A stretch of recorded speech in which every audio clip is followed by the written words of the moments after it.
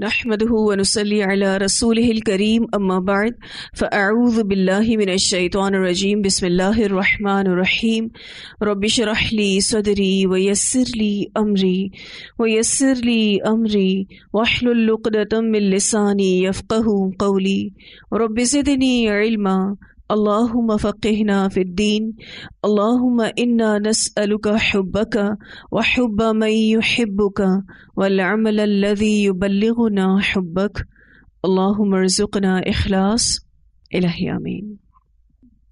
Lesson number 298 سورۃ القیامہ، آیت نمبر 1 to 40، 1 سے لے کر 40 تک۔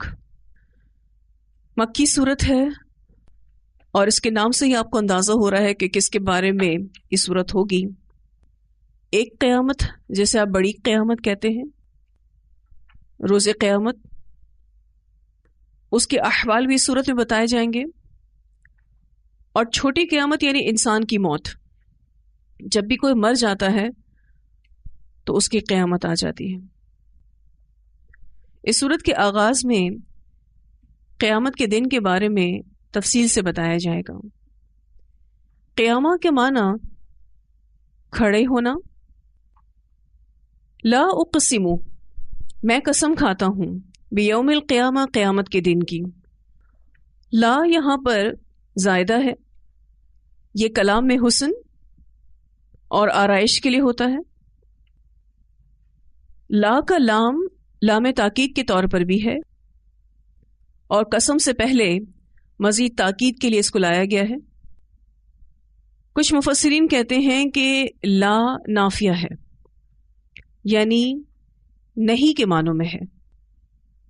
اللہ تعالیٰ نے فرمایا کہ بات ویسی نہیں جیسی مشرکین کہتے ہیں کہ بعث بعد الموت اور قیامت کے دن کی جزا اور سزا کا تصور صحیح نہیں ہے۔ تو اللہ تعالیٰ ان کی اس بات کی نفی کر رہے ہیں کہ قیامت تو آ کر رہے گی، بعث بعد الموت ضرور کیا جائے گا، موت کے بعد دوبارہ جی اٹھنا ہے اور حساب کتاب بھی ہوگا۔ لا اقسم، میں قسم کھاتا ہوں، بیوم القیامہ، قیامت کے دن کی۔ قیامت کے آنے پر قیامت کی قسم کھائی جا رہی ہے۔ اس سے قیامت کے دن کی اہمیت کا بھی پتہ چلتا ہے۔ ولا اقسم، اور میں قسم کھاتا ہوں، بن نفسی، نفس کی، اللوامہ، جو ملامت کرنے والا ہے۔ میں بہت ملامت کرنے والے نفس کی قسم کھاتا ہوں۔ نفس انسانی کی 3 اقسام ہیں۔ نمبر 1 نفس امارہ، جس کا ذکر ہم نے سورہ یوسف کی آیت نمبر 53 میں پڑھا تھا۔ یہ نفس کی ابتدائی حالت ہوتی ہے جس میں عموماً وہ انسان کو بری باتوں کا حکم دیتا ہے۔ دوسری حالت نفس لوامہ، اور یہ تب ہوتا ہے کہ جب نفس کی اصلاح ہونا شروع ہو جاتی ہے، اسے کسی برے کام کو کر لینے کے بعد ندامت محسوس ہوتی ہے۔ تو نفس کی ایسی ہی حالت کی یہاں اس آیت میں قسم کھائی گئی ہے، یعنی ملامت کرنے والے نفس کی قسم۔ ایسا نفس ہمیشہ اللہ کی نافرمانی پر آدمی کو ملامت کرتا ہے۔ یہ نفس انسان کو بھلائی کا حکم دیتا ہے اور برائی سے روکتا ہے۔ پھر جب نفس کی پوری اصلاح ہو جاتی ہے اور وہ اللہ کا فرمانبردار بن جاتا ہے تو اس سے برے کاموں سے نفرت ہو جاتی ہے اور بھلائی کے کاموں میں اس کا دل لگنا شروع ہو جاتا ہے۔ انہی میں اس کو خوشی اور اطمینان محسوس ہوتا ہے۔ ایسے نفس کو نفس مطمئنہ کہا جاتا ہے، جس کا ذکر انشاءاللہ آپ 30ویں پارے میں پڑھیں گے۔ تو نفس انسانی کی 3 اقسام ہیں، نفس امارہ، نفس لوامہ اور نفس مطمئنہ۔ ہر انسان کے اندر پیدائشی طور پر اچھے اور برے کی تمیز اللہ تعالیٰ نے رکھ دی ہے۔ یہاں اللہ تعالیٰ انسان کے اپنے نفس کی قسم کھا رہے ہیں کہ اس کا اپنا نفس گواہ ہے کہ قیامت آئے گی۔ اپنے ضمیر سے پوچھو کہ قیامت آنی چاہیے یا نہیں آنی چاہیے. انسان کو اپنا اعادہ عقل کے منافی لگتا ہے. اس کو ایسا لگتا ہے کہ دوبارہ کیوں اٹھایا جائے گا.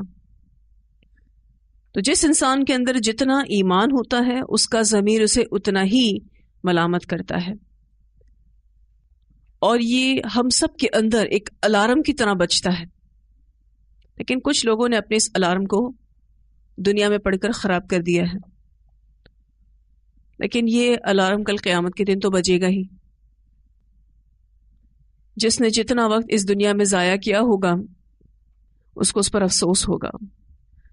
تو اسی نفس کی قسم کھائی جا رہی ہے وَلَا أُقْسِمُ بِالنَّفْسِ اللَّوَّامَةِ، اور میں قسم کھاتا ہوں نفس کی جو ملامت کرنے والا ہے. لوامہ کا لفظ لام و میم سے ہے، کسی کو ملامت کرنا، کسی کو کسی کام کے نتیجے پر تنبیہ کرنا، کسی کو برا بھلا کہنا. اور لوام فاعل کے وزن پر ہے، بہت زیادہ ملامت کرنے والا. یعنی ضمیر کہتا ہے کہ قیامت کا آنا ضروری ہے. اَيَحْسَبُ الْإِنسَانُ، کیا سمجھتا ہے انسان؟ انسان سے مراد یہاں ابو جہل ہے، اور دوسری مراد کوئی بھی منکر انسان ہو سکتا ہے. أَلَّن نَجْمَعَ، یہ کہ ہرگز نہیں جمع کر سکیں گے عظاما، اس کی ہڈیوں کو. انسان یہ سمجھتا ہے کہ اللہ تعالیٰ اس کی ہڈیوں کو جمع نہیں کر سکتا. بلا قادرین، اللہ تعالیٰ کہتے ہیں کیوں نہیں، قادر ہیں، علا اس بات پر، ان نسویہ یہ کہ ہم درست کر دیں، بنانا اس کے پور پور کو. انسان تو یہ گمان کرتا ہے کہ ہم کبھی بھی اس کی ہڈیوں کو اکٹھا نہیں کر سکیں گے. اللہ تعالیٰ کہتے ہیں کیوں نہیں، یعنی ہم اکٹھا کر لیں گے، اس حال میں کہ ہم قادر ہیں اس کی انگلیوں کے پور پور درست کر کے بنا دیں گے. یعنی انسان تو یہ کہتا ہے کہ ہڈیوں کو اللہ جمع نہیں کر سکے گا. اللہ تعالیٰ نے تو اس کو یہ جواب دیا کہ حقیقت یہ ہے کہ انسان کی بڑی بڑی ہڈیاں تو دور کی بات ہے، ہم تو اس کی انگلیوں کے ایک ایک پور کو مکمل کر کے اسے اٹھا کھڑا کریں گے. ہم سب جانتے ہیں کہ تمام انسانوں کے فنگر پرنٹس فرق ہیں. ہم جتنے بھی لوگ یہاں بیٹھے ہیں سب کے فنگر پرنٹس ایک دوسرے سے فرق ہیں. ایون دائیں ہاتھ کا فنگر پرنٹ الگ ہے اور بائیں ہاتھ کا فنگر پرنٹ الگ ہے. اور پورے ہاتھ میں اگر آپ دیکھیں تو مختلف قسم کی لائنز بنی ہوئی ہیں، اور ایسا لگتا ہے کہ کسی نے اس کو ڈرا کیا ہے. آپ نے کبھی اپنا تھم امپریشن دیا ہو تو آپ کو اپنے فنگر پرنٹس نظر آتے ہیں. تو جو آپ کا فنگر پرنٹ ہے وہ پوری دنیا میں صرف آپ ہی کا ہے، آپ جیسا کسی اور کا نہیں. اللہ تعالیٰ کہتے ہیں بلا قادرین علی ان نسوی بنانا، کیوں نہیں اٹھائیں گے ہم ان انسانوں کو، کیوں نہیں ہم جوڑیں گے ان کی ہڈیوں کو. ہم تو ان انسانوں کی انگلیوں کے پور پور کو بنانے پر قادر ہیں. یہ چھوٹی چھوٹی یا بڑی بڑی ہڈیاں تو دور کی بات، ہم تو ان کے بنانے پر بھی قادر ہیں. اور یہ فنگر پرنٹس کے بارے میں آتا ہے کہ یہ اتنے گہرے ہوتے ہیں ہاتھ میں کہ اگر پہلی سکن جل بھی جائے یا اتر جائے تو نئی آنے والے سکن پر وہی نشان دوبارہ آ جاتے ہیں. اور انگلیوں کے پور انسان کی پہچان ہے.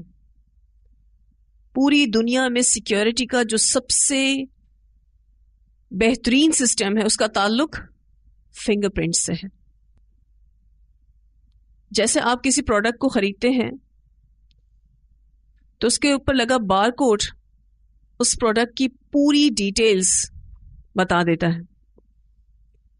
ہمارے فنگر پرنٹس بھی کچھ ایسے ہی ہیں. تو اللہ سبحانہ تعالیٰ نے اس انسان کو جو یہ سمجھتا ہے کہ ہڈیاں جمع نہیں کر سکے گا جواب دیا بلا قادرین علی ان نسوی بنانا، بل یرید، بلکہ چاہتا ہے، الانسان و انسان، پھر یہاں پر انسان سے مراد ابو جہل ہے اور عام منکر انسان بھی ہے، لیفجر امامہ، یہ کہ گناہ کرتا رہے اپنے آگے. لیفجر کا لفظ فجرہ سے ہے، اسی سے ہی لفظ فاجر نکلا ہے. فاجر اس گناہگار کو کہتے ہیں جو گناہ کو گناہ نہ سمجھے. ویسے فجرہ کا معنی ہوتا ہے کسی چیز کا وسیع پیمانے پر پھٹنا، جیسے کہ فجر کا وقت بھی ہوتا ہے تو روشنی بہت وسیع پیمانے پر پھٹتی ہے، اسی لیے اس ٹائم کو فجر کہتے ہیں. اور فاجر اس گناہگار کو کہتے ہیں جو گناہ کو گناہ نہ سمجھے. یفجر امامہ، یہ کہ گناہ کرتا رہے اپنے آگے. امامہ کا لفظ حمزہ میم سے ہے، اپنے آگے، اپنے سامنے، یعنی آنے والے دنوں میں یہ انسان چاہتا ہے کہ گناہ کرتا رہے. یعنی یہاں پر اللہ سبحانہ تعالیٰ نے انسان کی تکذیب کی وجہ بتائی ہے کہ قیامت کے انکار کی کوئی وجہ نہیں، بلکہ اصل بات یہ ہے کہ انسان یہ چاہتا ہے کہ اپنے آگے یعنی آنے والے دنوں میں بھی نافرمانی اور گناہ کرتا رہے. وہ اس بات کو تسلیم کر کے اپنی آزادانہ زندگی پر پابندیاں عائد کرنا نہیں چاہتا. اسے معلوم ہے کہ اگر اس نے یہ ساری باتیں مان لیں، یہ قیامت آئے گی اور حساب کتاب ہوگا، تو اسے اللہ اور اس کے رسول کی اطاعت کرنی ہوگی. تو اسے عقل نے نہیں بلکہ ہوس نے اندھا کر رکھا ہے. وہ چاہتا ہے کہ آزادانہ زندگی گزارے، اپنی مرضی کی زندگی گزارے.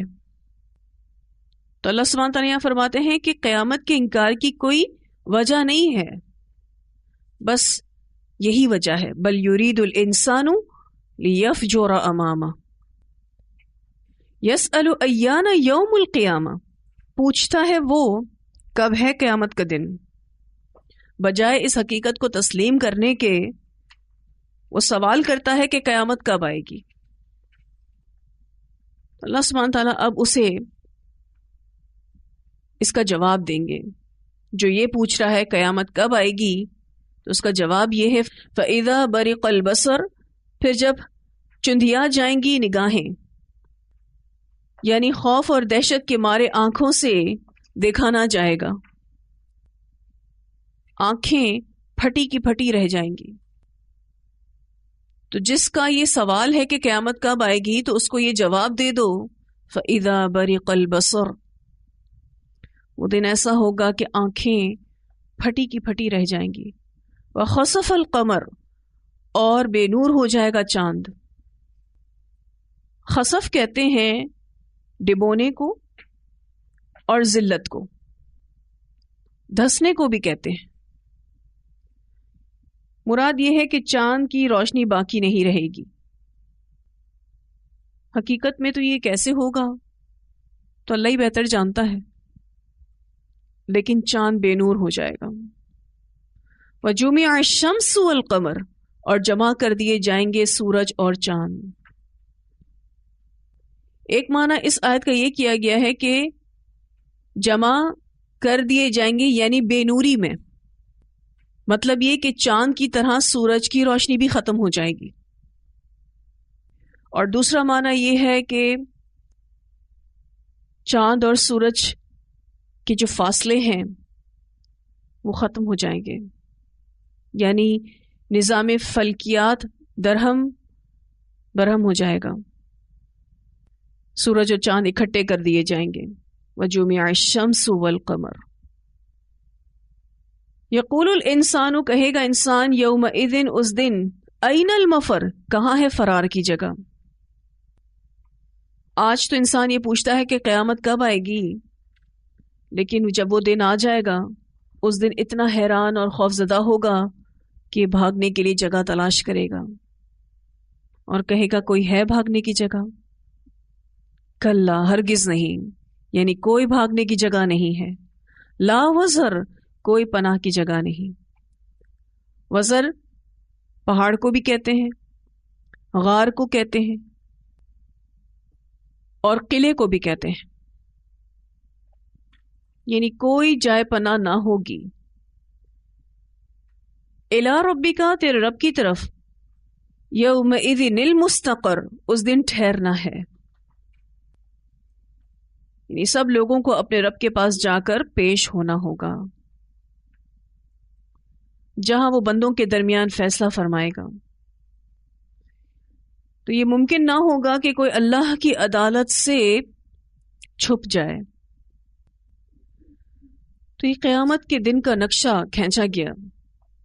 فَإِذَا بَرِقَ الْبَصَرُ وَخَسَفَ الْقَمَرُ وَجُمِعَ الشَّمْسُ وَالْقَمَرُ يَقُولُ الْإِنسَانُ يَوْمَئِذٍ أَيْنَ الْمَفَرُّ كَلَّا لَا وَزَرَ إِلَىٰ رَبِّكَ يَوْمَئِذٍ الْمُسْتَقَرُّ۔ کہ جس دن قیامت آئے گی اس دن یہ منظر ہوگا۔ یہ جو سورج اور چاند کی بات ہوئی، اس بارے میں کچھ روایات بھی آتی ہیں۔ رسول اللہ صلی اللہ علیہ وسلم نے فرمایا قیامت کے دن سورج اور چاند لپیٹے ہوئے ہوں گے، اسے بخاری نے روایت کیا ہے۔ اور ایک اور روایت میں آتا ہے رسول اللہ صلی اللہ علیہ وسلم نے فرمایا قیامت کے دن سورج نزدیک کیا جائے گا یہاں تک کہ 1 میل پر آ جائے گا۔ پھر رسول اللہ صلی اللہ علیہ وسلم نے فرمایا لوگ اپنے اپنے اعمال کے موافق پسینے میں ڈوبے ہوئے ہوں گے۔